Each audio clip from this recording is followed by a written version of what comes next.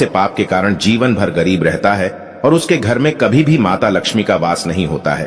तो दोस्तों, आज मैं आप लोगों के लिए एक महत्वपूर्ण और ज्ञानवर्धक कहानी लेकर आया हूं। यह कहानी हमें बहुत ही अनमोल सीख देने वाली है, इसलिए आपसे निवेदन है कि इस कहानी को अंत तक जरूर सुनें और चैनल को सब्सक्राइब करके कमेंट में जय माता लक्ष्मी जरूर लिखें। और अगर आप माता लक्ष्मी जी के सच्चे भक्त हैं तो वीडियो लाइक करना मत भूलिएगा। तो दोस्तों, एक समय की बात है, एक गांव में एक गरीब ग्वाला रहता था।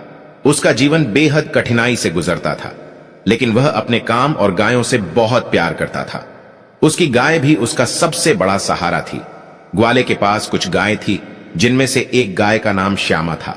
वह गाय सबसे ज्यादा खास थी।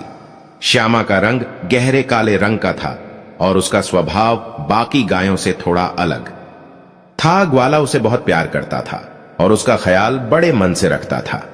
ग्वाला हर दिन अपनी गायों को जंगल में चराने ले जाता था।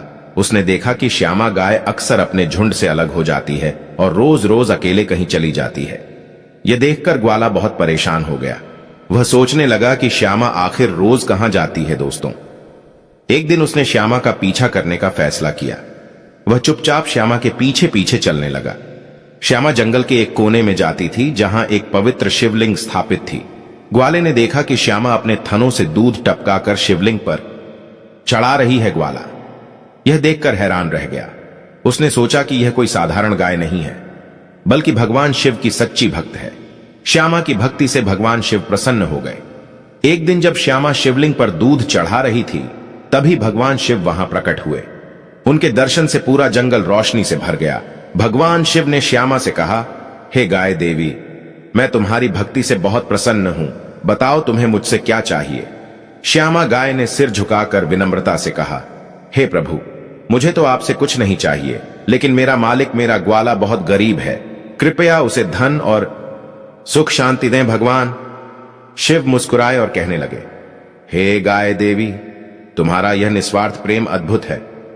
मैं तुम्हारे ग्वाले को धन संपत्ति देता हूं, लेकिन उससे पहले मैं यह भी बताऊंगा कि मनुष्य को गरीबी का सामना क्यों करना पड़ता है, ताकि वह अपने जीवन को सुधार सके। तब भगवान शिव ने ग्वाले की ओर देखा और उसे पास बुलाया। ग्वाला डरते डरते उनके पास गया और प्रणाम किया। भगवान शिव ने कहा, हे पुत्र, मैं तुम्हारे सारे दुख दूर कर दूंगा, लेकिन पहले मैं तुम्हें यह समझाऊं कि मनुष्य को गरीबी और कष्टों का सामना क्यों करना पड़ा। पता यह जानना बहुत जरूरी है। गौ माता ने कहा, हां प्रभु, यह बात जरूर बताएं कि मनुष्य को गरीबी किन पापों के कारण झेलनी पड़ती है। साथ ही प्रभु, मुझे यह भी बताइए कि वे कौन से 3 लोग हैं जिनके प्रभाव से किसी घर का सर्वनाश हो जाता है। क्या गरीबी और अमीरी केवल भाग्य पर निर्भर करती है? तब भगवान शिव मुस्कुराए और बोले, हे गाय देवी, तुम्हारा प्रश्न अत्यंत महत्वपूर्ण है। यह सच नहीं है कि केवल भाग्य ही गरीबी या अमीरी का कारण बनता है। मनुष्य के कर्म, स्वभाव और निर्णय भी इसके पीछे बड़े कारण होते हैं। मैं आपके प्रश्न का उत्तर अवश्य दूंगा और इसे समझाने के लिए एक कथा सुनाऊंगा। इस कथा को ध्यानपूर्वक सुनो। दोस्तों, गौ माता ने उत्सुकता से कहा, हे प्रभु, कृपया आप कथा सुनाइए, मैं इसे सुनने के लिए बड़ी ही उत्सुक हूं। तब भगवान शिव ने एक कहानी सुनाई और कहा, हे गाय देवी, बहुत समय पहले की बात है। एक गांव था जिसका नाम शेखावत नगर था। उस गांव में एक व्यापारी रहता था जिसका नाम रामदास था। रामदास एक ईमानदार और दयालु व्यक्ति था। वह अपने व्यवहार और मदद करने की प्रवृत्ति के कारण पूरे गांव में सम्मानित होता था। रामदास का परिवार बड़ा ही सुखी और संपन्न था। उसके 2 बेटे थे, रमेश और महेश, जो अपने पिता की तरह मेहनती और अच्छे स्वभाव वाले थे। रामदास का परिवार आपसी प्रेम और सामंजस्य से भरा हुआ था। रामदास ने अपने बेटों की शादी बड़े धूमधाम से की थी। उसकी दोनों बहुएं कमला और रीता बहुत ही समझदार और सुलझी हुई महिलाएं थीं। वे घर के सारे काम खुशी खुशी करती थीं और परिवार के हर सदस्य का ख्याल रखती थी। जब छोटी बहू रीता इस घर में आई तो ऐसा लगा जैसे घर में खुशियों का सैलाब आ गया हो। वह बहुत ही धार्मिक थी और हर दिन भगवान विष्णु और माता लक्ष्मी की पूजा करती थी। उसकी भक्ति और अच्छे स्वभाव के कारण पूरे घर में सुख शांति का वातावरण था। रामदास का व्यापार भी खूब अच्छे से चल रहा था। उसकी मेहनत और ईमानदारी से व्यापार दिन दुगनी रात चौगुनी तरक्की कर रहा था। एक दिन रामदास ने अपने बेटों और बहुओं को बुलाकर कहा, पुत्रों, अब मेरी उम्र अधिक हो गई है, मुझसे व्यापार संभालना कठिन हो रहा है। मैं चाहता हूं कि अब से तुम दोनों मिलकर इस व्यापार को संभालो। रमेश और महेश ने खुशी खुशी अपने पिता की बात मान ली और पूरे मन से व्यापार संभालने लगे।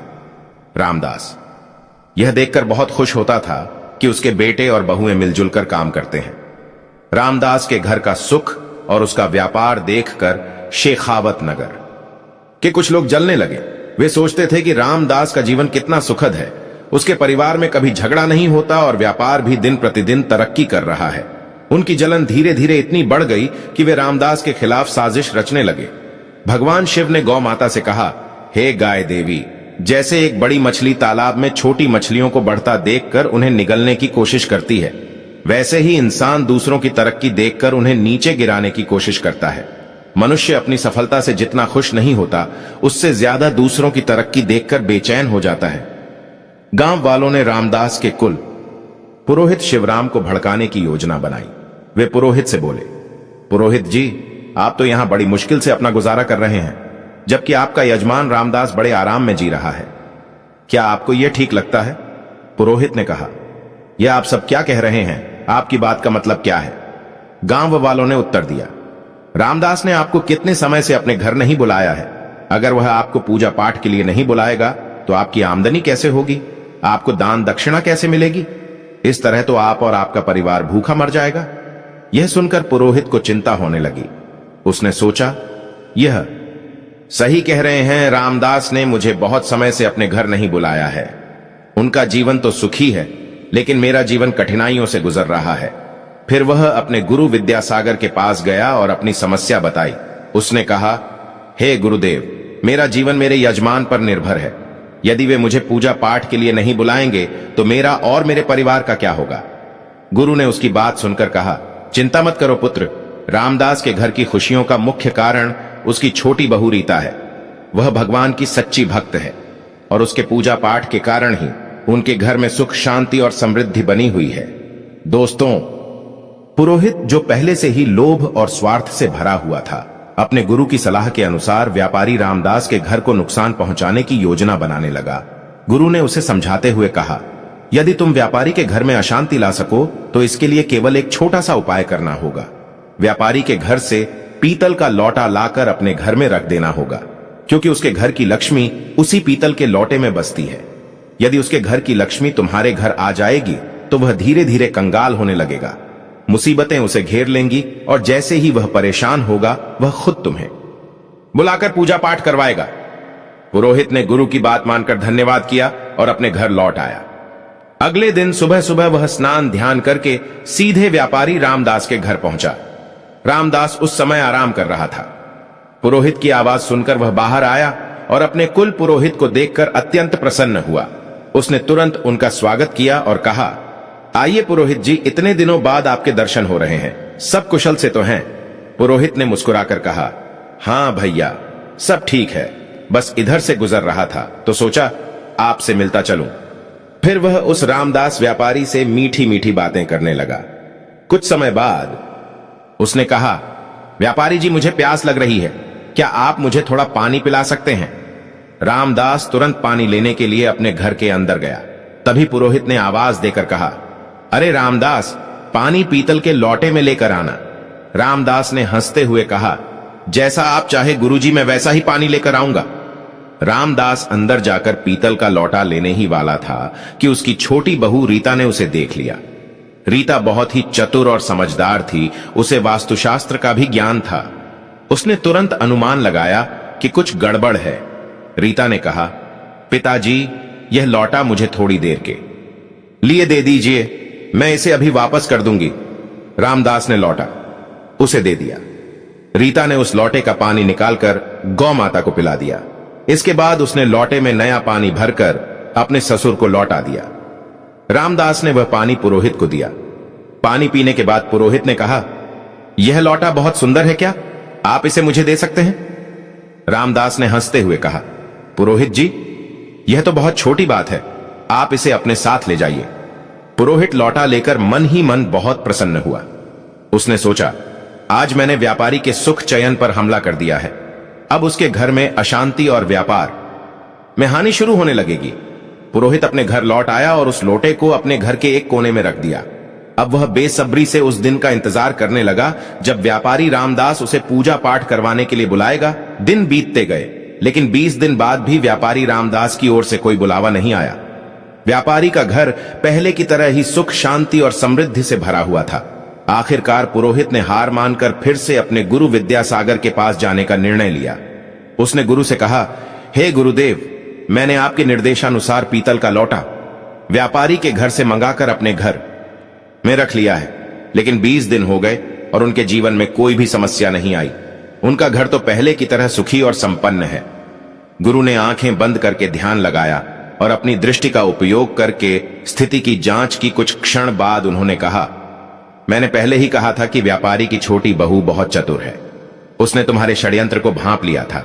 जब व्यापारी तुम्हारे लिए पानी लेकर आ रहा था, तभी उसने वह लौटा अपने ससुर से ले लिया और उसमें का पानी गौ माता को पिला दिया। इसी कारण उनके घर की सुख शांति अभी भी बनी हुई है और तुम्हारी योजना विफल हो गई है। निराश होकर पुरोहित ने कहा, तो अब मैं क्या करूं गुरुदेव? गुरु ने मुस्कुराते हुए कहा, चिंता मत करो, बस इस बार तुम व्यापारी से उसकी गौ माता मांग लो। हिंदू धर्म में गौ माता को मां लक्ष्मी का रूप माना गया है। जिस घर में गौ माता रहती है वहां सुख, शांति और समृद्धि बनी रहती है। जैसे ही तुम गौ माता को अपने घर लेकर आओगे, व्यापारी का घर दुख और अशांति से भर जाएगा। दोस्तों, गुरु की बात मानकर पुरोहित फिर से उत्साहित हो गया। उसने अगले दिन सुबह सुबह स्नान ध्यान किया और व्यापारी रामदास के घर के लिए चल दिया। रामदास ने दरवाजा खोला और अपने कुल पुरोहित को द्वार पर देखकर प्रसन्नता से उनका स्वागत किया।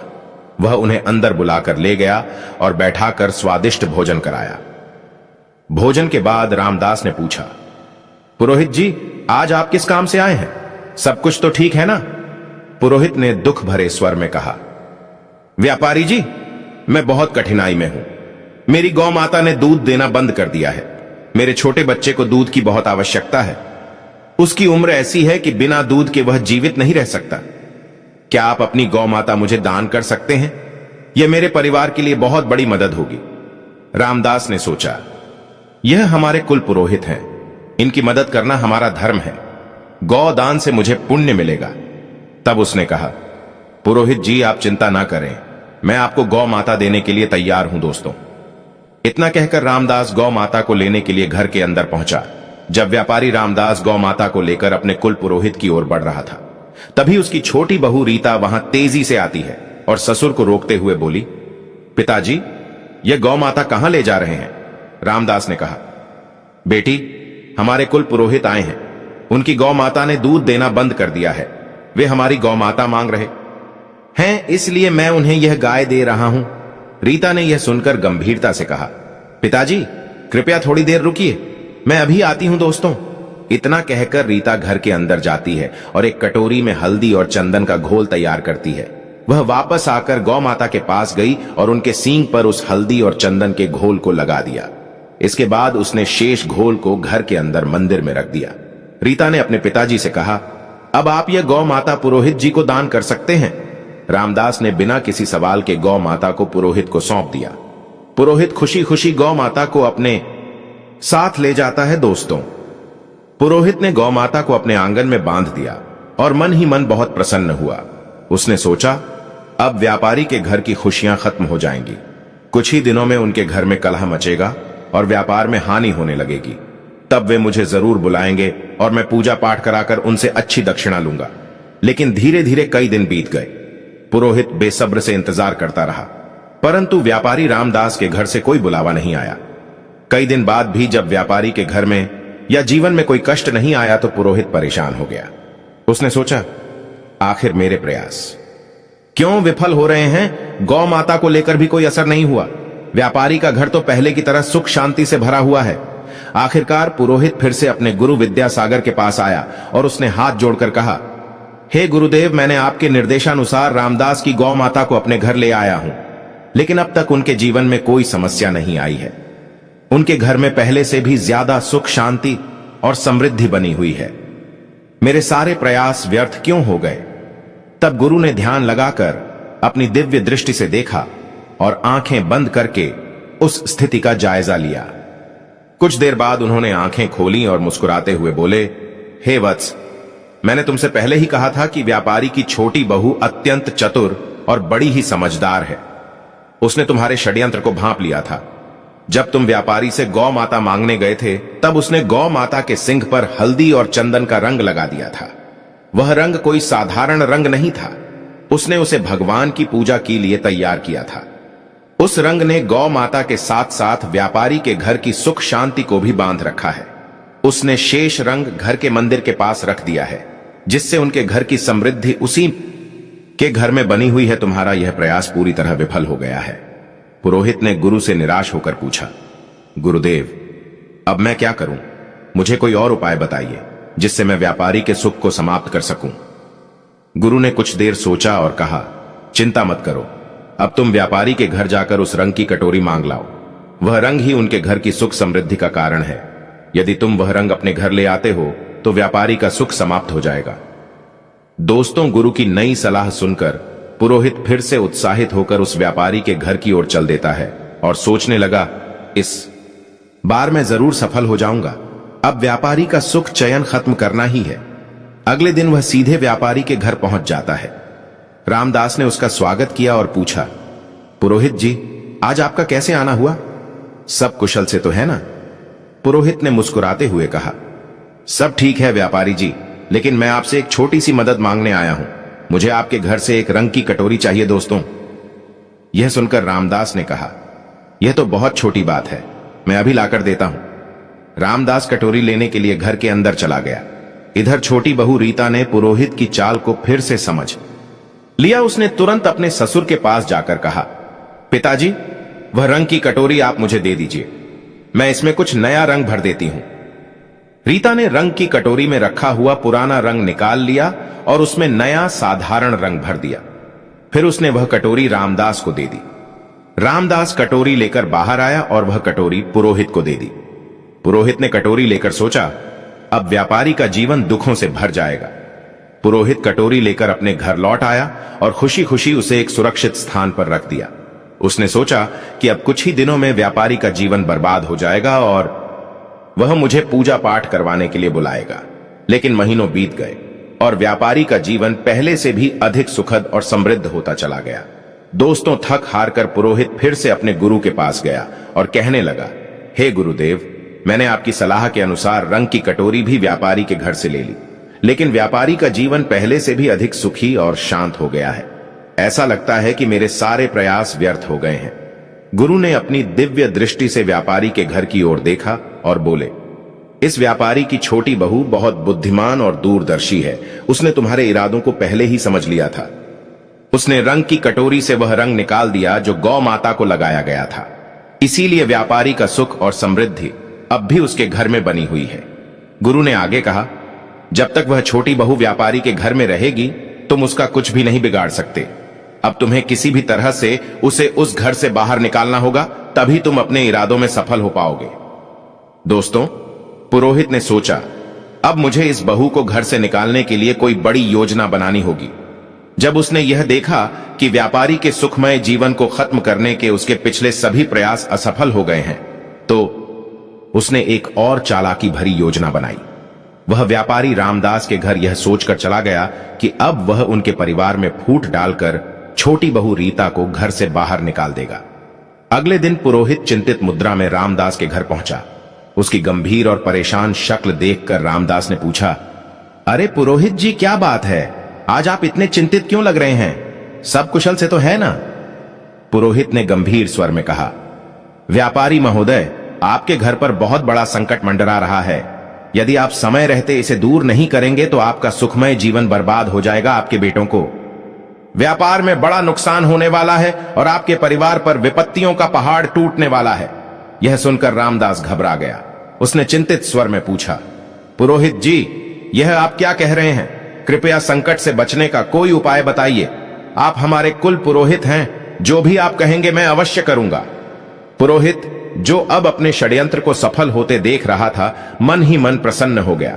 उसने गंभीरता से कहा, व्यापारी जी, यह संकट आपकी छोटी बहू के कारण है। जब तक वह इस घर में रहेगी आपके परिवार का दुर्भाग्य समाप्त नहीं होगा। मेरी सलाह है कि आप उसे घर से तुरंत निकाल दें। रामदास को पहले तो इस बात पर विश्वास नहीं हुआ। उसने कहा, पुरोहित जी, मेरी छोटी बहू तो बहुत अच्छी है। वह न केवल मेरी सेवा करती है बल्कि पूरे परिवार का भी ख्याल रखती है। वह हमारे परिवार के लिए संकट कैसे बन सकती है? पुरोहित ने गहरी सांस लेते हुए कहा, व्यापारी जी, मैं आपकी बात समझता हूं, लेकिन कई बार जो चीजें हमें दिखती हैं वे असली वजह नहीं होती। मैंने अपनी साधना और ज्योतिष विद्या से देखा है कि जब तक वह बहू इस घर में है आपके परिवार का दुर्भाग्य समाप्त नहीं होगा। रामदास, जो पहले से ही पुरोहित की बातों से प्रभावित था, अब पूरी तरह से उसकी चाल में फंस चुका था। उसने पूछा, पुरोहित जी, यदि आपकी बात सच है तो मुझे क्या करना चाहिए? पुरोहित ने उत्तर दिया, व्यापारी जी, समय व्यर्थ मत कीजिए। जितनी जल्दी हो सके अपनी छोटी बहू को घर से निकाल दीजिए। यही इस संकट से बचने का उपाय है दोस्तों। यह कहकर पुरोहित मन ही मन प्रसन्न हुआ और अपने घर लौट गया। इधर रामदास इस स्थिति से अत्यंत उदास हो गया। उसने सोचा, रीता तो बहुत ही अच्छे स्वभाव की बहू है। वह हमेशा पूरे परिवार का ख्याल रखती है। मैं उसे कैसे घर से निकाल सकता हूं, लेकिन अगर वह परिवार के लिए संकट है तो मुझे यह कठोर निर्णय लेना ही पड़ेगा। रामदास ये सोचते हुए अपनी छोटी बहू रीता के पास गया और दुखी मन से कहा, बेटी, मुझे यह कहते हुए बहुत दुख हो रहा है, लेकिन तुम्हें आज इस घर को छोड़कर जाना होगा। पुरोहित जी ने कहा है कि तुम्हारे कारण हमारे परिवार पर बहुत बड़ी विपत्ति आने वाली है। रीता यह सुनकर घबरा गई, लेकिन उसने तुरंत समझ लिया कि यह सब पुरोहित की साजिश है। उसने नम्रता से उत्तर दिया, पिताजी, यदि यही आपकी इच्छा है तो मैं यह घर छोड़ने के लिए तैयार हूं। जब रामदास का छोटा बेटा महेश यह सब देखता है तो वह गुस्से और दुख से भर जाता है। उसने अपने पिता से कहा, पिताजी, यदि मेरी पत्नी को इस घर में जगह नहीं मिल सकती तो मैं भी इस घर में नहीं रह सकता। मैं अपनी पत्नी के साथ चला जाऊंगा। महेश ने बिना किसी झंझट के यह निर्णय लिया और अपनी पत्नी रीता के साथ घर छोड़कर चला गया। दोनों शहर चले गए, जहां उन्होंने एक छोटे से किराए के मकान में रहना शुरू किया।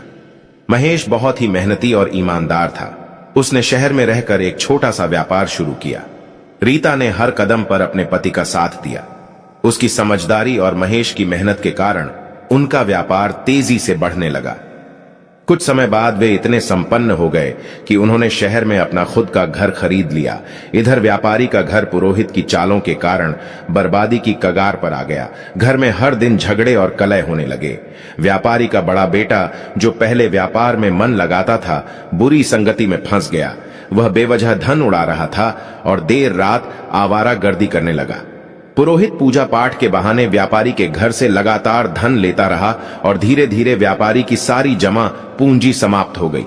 व्यापार भी पूरी तरह से बंद हो गया। अब तो स्थिति यह हो गई थी कि घर में खाने पीने का भी अभाव हो गया। नगरवासी व्यापारी की दुर्दशा देखकर हंसने लगे और ताने मारते हुए उसकी दशा का मजाक उड़ाने लगे। यह सब देखकर व्यापारी को बड़ी शर्मिंदगी होती थी। उसने सोचा कि मेरी जिंदगी अब किसी काम की नहीं रही। आत्महत्या के अलावा मेरे पास अब और कोई रास्ता नहीं बचा है। इस विचार के साथ वह नदी की ओर बढ़ चला, लेकिन रास्ते में उसकी भेंट एक तेजस्वी संत से हुई। संत के मुख पर दिव्य तेज था, माथे पर चंदन का टीका लगा हुआ था। संत को देखकर व्यापारी ने उन्हें प्रणाम किया और उदास होकर आगे बढ़ने लगा। संत ने देखकर समझ लिया कि यह व्यक्ति जरूर दुखी है और कहीं यह मरने के लिए तो नहीं जा रहा है। संत ने उसे रोका और कहा, पुत्र ठहरो, तुम्हें इतनी चिंता क्यों हो रही है? तब व्यापारी ने रुककर हाथ जोड़कर अपना पूरा हाल सुनाया। उसकी बातें सुनकर संत ने तुरंत उस स्थिति को समझ लिया। संत बड़े ही पहुंचे हुए थे। वह कहने लगे, पुत्र, तुम्हारे जीवन में सभी परेशानियां उसी दिन से आनी शुरू हुई जब तुमने अपनी छोटी बहू रीता को घर से निकाल दिया था। दोस्तों, उस महात्मा ने व्यापारी से कहा, हे पुत्र, तुम्हारे घर में यह संकट उसी दिन से शुरू हुआ है जब तुमने अपनी छोटी बहू को घर से निकाला है। तुम्हें पता नहीं था कि वह छोटी बहू साक्षात लक्ष्मी का रूप थी। उसकी भगवान के प्रति बड़ी ही निष्ठा और नित्य पूजा पाठ करने वाली थी। तुम्हारे घर में सुख समृद्धि उसी की वजह से थी। दोस्तों, महात्मा की बात सुनकर व्यापारी को अपनी भूल का एहसास होता है। वह तुरंत शहर जाता है और अपने छोटे पुत्र के घर पहुंचकर अपनी बहू के आगे हाथ जोड़कर क्षमा मांगता है और बोला, बहू, मुझे माफ कर दो। मैंने उस दुष्ट पुरोहित की बातों में आकर तुम्हें घर से निकाल दिया, लेकिन सच्चाई यह है कि तुम हमारे परिवार की लक्ष्मी हो। जब तक तुम घर में थी तो घर में सुख शांति बनी हुई थी, लेकिन तुम्हारे जाने के बाद से हमारा घर क्लेश और दुखों से घिर गया है। हमारा व्यापार पूरी तरह से ठप हो चुका है। दोस्तों, अपने ससुर की यह बातें सुनकर छोटी बहू रीता ने हाथ जोड़कर कहा, पिताजी आप चिंता ना करें, मैं तुरंत घर लौटती हूं। यह घर भी मेरा है और वह घर भी मेरा है। मैं पहले ही समझ चुकी थी कि पुरोहित ने हमें बाहर करने के लिए ही यह जाल रचा था। दोस्तों, फिर वह अपने ससुर और अपने पति के साथ खुशी खुशी अपने घर लौट आती है। कहते हैं मित्रों, इस संसार में कई लोग ऐसे होते हैं जो दूसरों की खुशियों से जलते हैं और उन्हें बर्बाद करने का हर समय प्रयास करते रहते हैं, लेकिन यह हम पर निर्भर करता है कि हम किसकी बातों का भरोसा करें और किसकी नहीं, कैसे निर्णय लें। यदि हम गलत लोगों की बातों में आकर अपने ही परिवार को तोड़ेंगे तो निश्चित रूप से हमारा घर बर्बाद हो जाएगा और हमारी स्थिति बड़ी ही दयनीय हो जाएगी। छोटी बहू के घर लौटने के कुछ दिनों बाद धीरे धीरे व्यापारी का घर और व्यापार सब कुछ ठीक से फिर से चलने लगा। उसका परिवार एक बार फिर से सुख शांति से भर गया। घर में फिर से पुरानी खुशियां लौट आईं और व्यापारी ने अब समझ लिया कि एकता और सही निर्णय ही परिवार की नींव को मजबूत रखते हैं। दोस्तों, इधर भगवान शिव ने गौ माता से कहा, हे गाय देवी, अब मैं आपको एक और बहुत ही महत्वपूर्ण बात बताने जा रहा हूं। आप इसे ध्यान से सुनो। जिस घर में 3 प्रकार के लोगों की बात मानी जाती है, उस घर का सत्यानाश निश्चित है। तब गौ माता ने आदर पूर्वक पूछा, हे प्रभु, कृपया बताइए कि वे 3 लोग कौन हैं? तब भगवान शिव कहते हैं, हे देवी, जिस घर में अहंकारी और दुष्ट स्वभाव वाले व्यक्ति की बात सुनी जाती है, वहां निश्चित रूप से विनाश होता है। अहंकारी व्यक्ति अपने स्वार्थ और गलत सोच के कारण घर का वातावरण अशांत कर देता है। ऐसे व्यक्ति की सलाह हमेशा परिवार में फूट डालती है और सुख शांति को नष्ट कर देती है। जिस घर में लालची, कुटिल और अनैतिक आचरण वाली स्त्री का प्रभाव होता है, वहां कभी धन नहीं टिकता है। ऐसी स्त्री घर को भौतिक सुख सुविधाओं से पीछे धकेल देती है, लेकिन नैतिकता और सच्चाई को भूल जाती है। माता लक्ष्मी ऐसे घर में कभी प्रवेश नहीं करती और वह घर सदैव दरिद्र बना रहता है। जिस घर में बाहरी व्यक्तियों की बात को अधिक महत्व दिया जाता है और घर उन्हीं के अनुसार चलता है, तो वह घर बर्बाद हो जाता है। बाहरी लोग परिवार के भले बुरे को समझे बिना अपनी राय देते हैं और उन पर विश्वास करने से परिवार के अंदर आपसी विश्वास और एकता टूट जाती है। भगवान शिव कहते हैं, हे देवी, इन 3 प्रकार के व्यक्तियों की बात मानने से घर नष्ट हो जाता है। परिवार को हमेशा आपसी विश्वास और समझदारी के साथ चलना चाहिए। गौ माता ने पूछा, हे प्रभु, आपने यह भी कहा था कि मनुष्य किस पाप के कारण गरीब या अमीर बनता है। कृपया मुझे इस बात को भी विस्तार से बताइए। तब भगवान शिव कहते हैं, हे गाय देवी, यह एक गहरी बात है। मनुष्य की गरीबी और अमीरी उसके कर्मों और विचारों पर निर्भर करती है। गीता में भगवान कृष्ण ने कहा है कि मनुष्य को अपने विवेक, परिश्रम और बुद्धि पर कभी भी संदेह नहीं करना चाहिए। उसे सच्चाई और धर्म के मार्ग पर चलते निरंतर कर्म करते रहना चाहिए। जो व्यक्ति अपने आप पर विश्वास नहीं करता, अपने कर्मों से भागता है और असत्य का साथ देता है, वह कभी भी सफल नहीं हो सकता। ऐसे व्यक्ति का जीवन गरीबी के दलदल में फंसा रहता है। जो व्यक्ति सच्चाई, ईमानदारी और निरंतर प्रयास में विश्वास रखता है, वह अपनी गरीबी को दूर कर सकता है। गरीबी और अमीरी जीवन के 2 पहलू हैं। सच्चाई और कर्म का पालन करने वाला व्यक्ति निश्चित रूप से गरीबी के अंधकार से बाहर निकलता है और जीवन में सफलता प्राप्त करता है। गौ माता ने भगवान शिव की बातें बड़े ही ध्यान से सुनी और भावुक होकर बोली, हे प्रभु, आपकी इस अद्भुत कथा को सुनकर मैं धन्य हो गई हूं। आपने जीवन का सच्चा मार्ग दिखा दिया है। अब मैं इस ज्ञान को सभी जीवों के कल्याण के लिए उन्हें भी सुनाऊंगी। दोस्तों, फिर भगवान शिव ने उसे ग्वालों को धनवान बना दिया और कहा, हे गाय देवी, यह ज्ञान हर उस व्यक्ति को लाभ देगा जो इसे ध्यान पूर्वक सुनेगा और अपने जीवन में अपनाएगा।